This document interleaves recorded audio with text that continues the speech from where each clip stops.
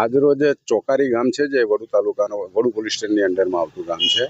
ત્યાં 5 વાગે ત્યાંથી કોલ આવ્યો હતો કંટ્રોલ રૂમમાં કે ત્યાં એક લાશ પડેલી છે ઓરડીમાં. એટલે એ બાબતે વડુ પોલીસ તાત્કાલિક પહોંચી ગઈ હતી ને અમે પહોંચી ગયા. ત્યાં જઈને જોયું તો એમની ઓરડી મરણ જનાર જે છે એમની ઓરડીમાં માથું આખું કપાયેલી હાલતમાં લાશ હતી ને ધડ મળી આવ્યું છે અને એમનું માથું મળેલું નથી. એટલે આ બાબતે અમે તપાસ કરતા ત્યાં એમના પુત્રી હતા કોકિલાબેન, વાઇફ ઓફ અર્જુનસિંહ પડિયાર.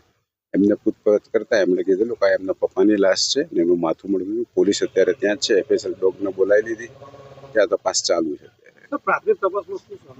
પ્રાથમિક તપાસમાં એવું લાગે છે કે આખા એમની બોડીનું વિઝિટ કરતા એવું લાગ્યું છે કે ગળું કોઈ તીક્ષ્ણ હથિયારથી આખું કાપી જ નાખેલું છે અને આજુબાજુમાં ક્યાંય મળી આવ્યું નથી ને ચારે બાજુ જુવારનું વાવેતર કરેલું છે. જુવાર 6 ફૂટ ઊંચી છે. રાત્રિના સમયે અંદર અત્યારે શોધખોળ એલસીબી કરી રહી છે. ડોગ સ્કોડની મદદથી આગળનું નિકાલ થઈ જશે. કઈ ટીમો છે તે જોતરાઈ છે? અત્યારે વડુ તાલુકાની પોલીસની ટીમ છે, તેમજ એલસીબી છે, એસઓજી છે અને પેરોલ ફલોની ટીમો જોડાઈ ગઈ છે.